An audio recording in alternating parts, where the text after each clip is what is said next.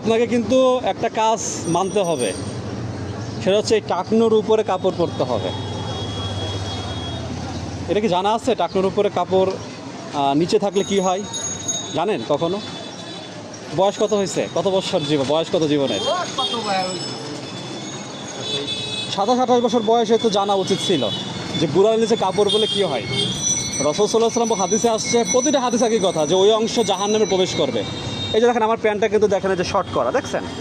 আমি তো ভাঁজ করে রাখতে পারতাম, যেটা আল্লাহর হুকুম, আল্লাহ রাসূলের হুকুম তো আল্লাহর হুকুম।